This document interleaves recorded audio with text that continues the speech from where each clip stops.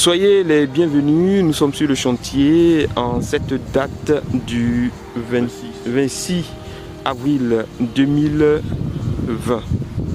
Le chantier avance. Nous avons convoqué le responsable technique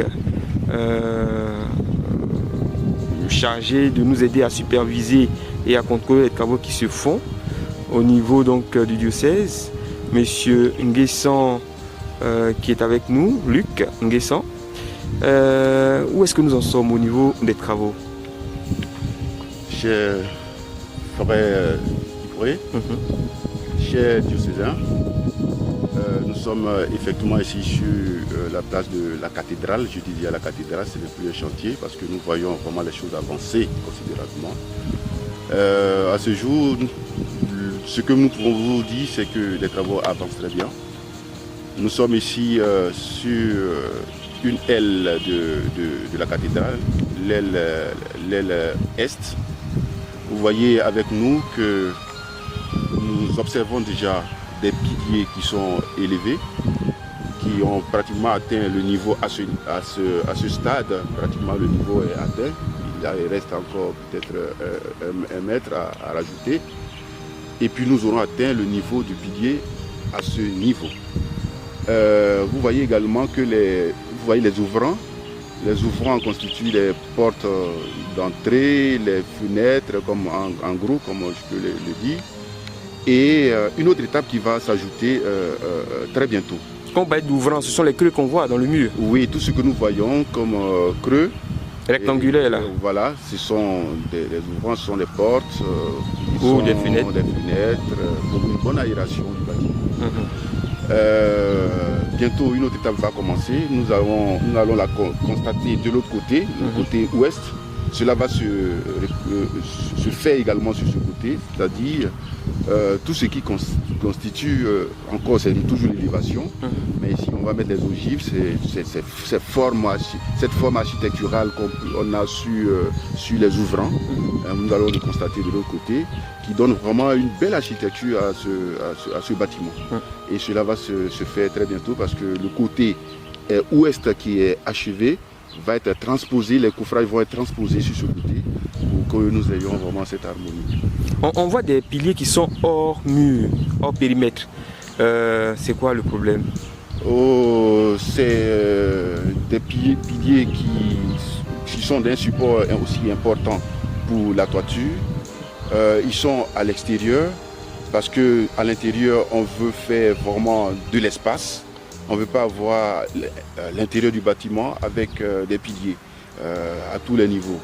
Et donc cette forme, en tout cas les plans qui ont été proposés, qui ont été validés, nous permettent d'avoir ces piliers à l'extérieur et qui vont soutenir en tout cas toute la toiture dans les normes comme cela est indiqué. Oui, nous sommes ici, c'est le côté nord du bâtiment. Nous avons ici le voile qui est en train d'être toujours élevé. Nous avons une première partie qui est élevée. Nous allons continuer parce qu'il y a, vous voyez le ferrage qui est tout en haut avec l'échafaudage autour.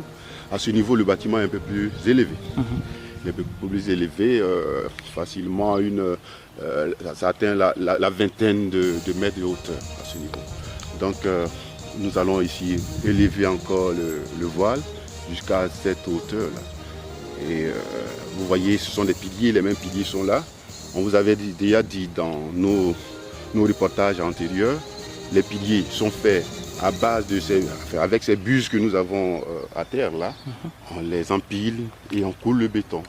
Ça, c'est la méthode que nous avons jugée vraiment bonne et rapide pour pouvoir en tout cas avoir la verticalité des poteaux, avoir en tout cas toutes les formes que nous voulons. Et donc c'est ce que nous avons utilisé et ça nous fait aller très très vite. Ça garantit la durée de vie du pilier en termes de protection par rapport à la brise maritime? Effectivement, nous avons tenu compte de tous ces aspects. Vous voyez que le ferraillage à l'intérieur respecte les normes du béton. Et donc, en tout cas, ces normes sont respectées. Et tout cela nous garantit aussi une belle architecture, une belle beauté du poteau que nous voyons. Ok. Ici, nous sommes toujours dans la zone nord du bâtiment. Ce voile que vous voyez, il va s'élever également. Et de l'autre côté de ce voile, nous aurons l'hôtel un peu plus en avant. Et puis en arrière, nous aurons la loge des prêtres à l'intérieur de ce bâtiment. Donc ici également, le voile va s'élever à une très haute hauteur, à près de plus de 20 mètres. Et nous sommes donc dans la partie centrale. Toute cette partie en noir là sera sous terre. Oh oui, toute cette partie noire sera sous terre. Au niveau zéro. Oui, au niveau zéro, c'est la partie du niveau zéro.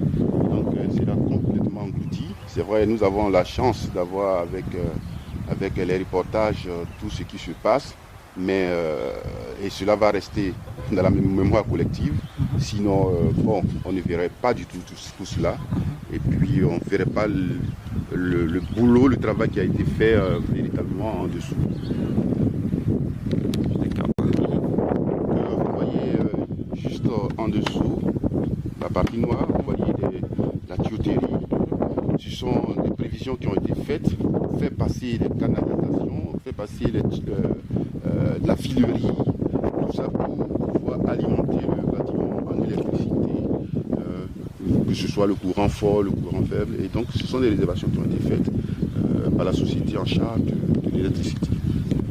Tout à l'heure, dans la dame, j'avais parlé au côté est, j'avais parlé des ogives qui devaient être montées par la suite. Vous voyez ici, tout ce qui est couvrage dessus des ouvrants, là, vous voyez cette forme architecturale qui est faite. Voilà, c'est ça les ogives qui vont être coulées par la suite. Nous allons voir le parti qui est coulé tout à l'heure. Mais comme c'est comme ça se prépare. Le bois qu'on voit là. Le bois qu'on voit, c'est le couvrage. Et donc, il donne vraiment cette forme architecturale au-dessus des ouvrants. Et cela a été fait déjà, on va le constater tout à l'heure. C'est vrai, c'est un travail beaucoup délicat. Il faut le faire avec beaucoup de dextérité. Et bâtiment à ce niveau a vraiment la technicité qu'il faut. Vous voyez le ferraillage qui est fait au-dessus, c'est vraiment un ferraillage spécial. Donc comprenez que c'est un bâtiment qui est fait avec le sérieux qu'il faut pour garantir en tout cas sa longévité sur les siècles.